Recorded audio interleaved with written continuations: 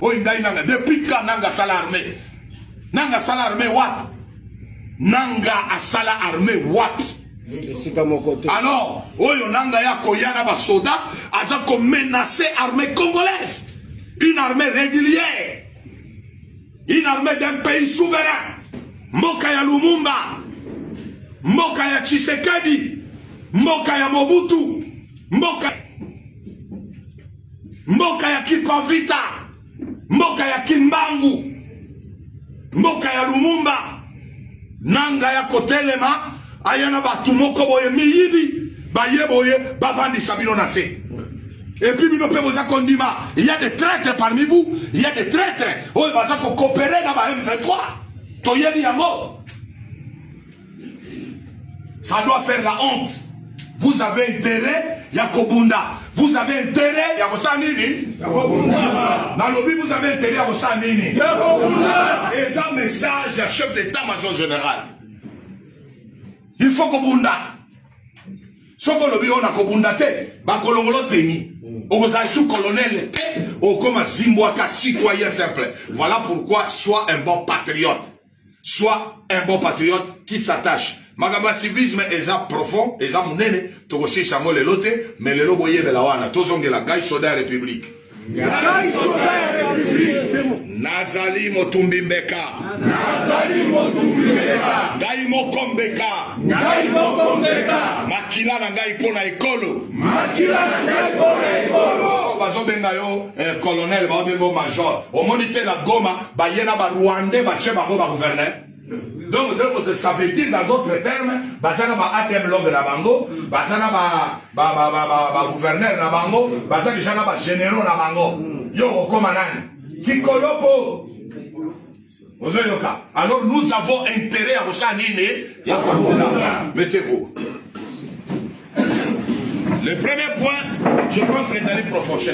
Quand on est attaché à la patrie, on la sécurise, on la protège sur tous les plans. Nous, on a étudié la protection de l'environnement. Or, le militaire qui ne connaît pas l'environnement, le militaire qui ne maîtrise rien de son environnement, c'est un militaire criminel. Parce que au Koki Koya na mafuta ya moteur, au sali vidange n'a pas. Bon, et ça m'a camouébélé. Il y a un moment l'amour de la patrie, ce n'est pas un slogan, mais ça s'exprime dans les actes. Le seul thermomètre,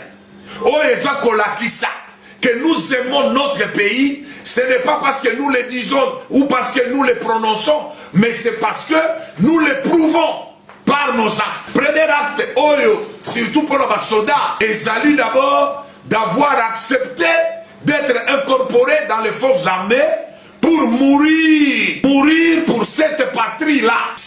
La seule couche de la population, na Congo Mobimba, mais la seule couche, Oyo et Yaka, avec vocation, je dis bien avec vocation, de mourir. Donc, au Biangali, aux actes conscients, tu viens, tu dis que moi je viens pour défendre ma patrie jusqu'au sacrifice suprême, c'est l'armée. Voilà pourquoi, chers officiers, j'attire votre attention. Vous devez mourir pour ce pays. C'est votre vocation. Je disais aux militaires que nous sommes des sacrifices et en même temps sacrificateurs. Et nous faisons l'œuvre de l'enfant de Dieu.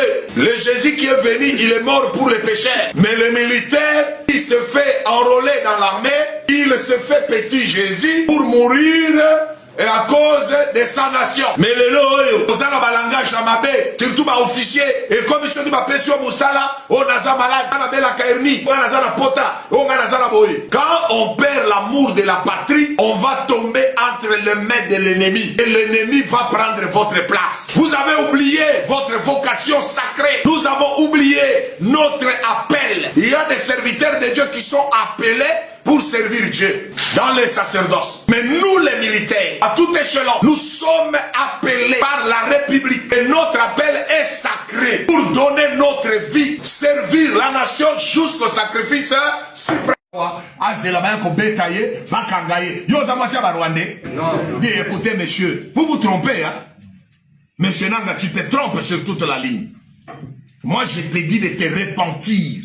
Tu as fait verser le sang du peuple congolais. Et même Dieu, tu comparaîtras même au tribunal de Dieu. Même ta conscience te reproche. Parce qu'aucun militaire pour revendiquer ses droits, a le droit de verser le sang. Le violeur de la constitution de Bosso, ils allaient bango. Parce que bango ne, babundi sinini, mboka. Basu, balingi bazo konsinanini, namanduki. Or, la constitution dit que nul ne peut prendre le pouvoir avec les armes, ni par la force. Et qu'est-ce que nous devons faire en tant que Congolais? On doit faire un chèque. Loba tokosala échec. Et vous ne viendrez jamais ici. Alors voilà pourquoi, vous devez renouveler votre loyauté vis-à-vis de la République, vis-à-vis de l'institution, vis-à-vis du chef de l'État, chef d'état-major général, caution sur l'armée, Toto Sabango, Toba Telamboka, peut résister. Nous devons résister. Ndala zomi tu na bango baza ndenge nini po mabele o eza ya biso tala boza na bénédiction ya bakoko na biso mabele o eza ya Kimpanvita ezali ya Lumumba ezali mabele ya Kimbangu eza mabele ya Mobutu eza mabele ya Tshisekedi moto akokufa moto ya kolingazwa yango esenyela silisa biso nyonso toyokani la guerre de l'Est. Troisième point. Tolingaki to umela mingi na likambo menasi na toucher déjà ba point pour ne pas vous garder longtemps. Bien, il faut boyer ba ilo comment que nous sommes en guerre. Notre pays est attaqué. Nous avons les deux provinces, il y a Nord et Sud Kivu, et ça sous contrôle il y a Banguna. Pe Banguna wana en complicité avec des Congolais. Il y a monde dans un côté à bino ba officier. Boyer ba été kozala traître eza eloko mabe na swahili na yebi adage moko ezoloba mutaka yote akosa yote. Qu'est-ce que Nanga n'avait pas dans ce pays? Natuni bino, qu'est-ce que Nanga n'avait pas dans ce pays? Il avait tout. Et alors? Mais il a voulu tout avoir. Et en voulant tout avoir, on perd tout. Alors l'armée, suivez-moi. Chers officiers, vous devez vous battre. Bon diriger Mapinga, vous allez chef, il y a section, vous allez chef, il y a peloton, vous allez commandant compagnie, vous allez commandant brigade, vous allez commandant bataillon. Telema Zala loyal, Zala fidèle, Naba Konziamboka, Pe Bundela Mboka na yo, Kosala défection te, Kobanga Bitumba te. Nous avons été formés pour se battre et non pour garder les femmes. On se bat pour qui? Pour la République. Alors, bon, mais kate ko zalao na vandi parce que na bazo yebisanga ina tika nanga yebisi yo. Na minito tozali tozana chemin non de retour. Toko zonga simate biso twa batakinga azonga kasima te. Toko sala en sorte que tu récupères ma territoire na biso. Na lingeza la vraiment sujet ya olali olamuki olota est.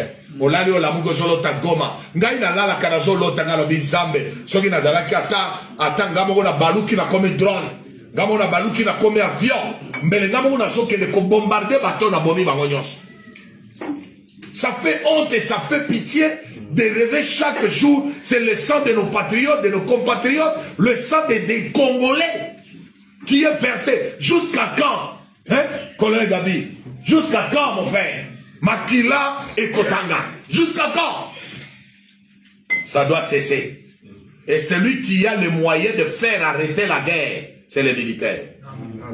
Dans le bail, tu as dernière rempart. Dans le bail, tu as dernière rempart. Oui. Au-delà de la diplomatie, il y a les forces armées. Président Tché Likia. Pe tozana mokonzi ya malamu. Est-ce que yebi na lingina éveiller esprit na bino?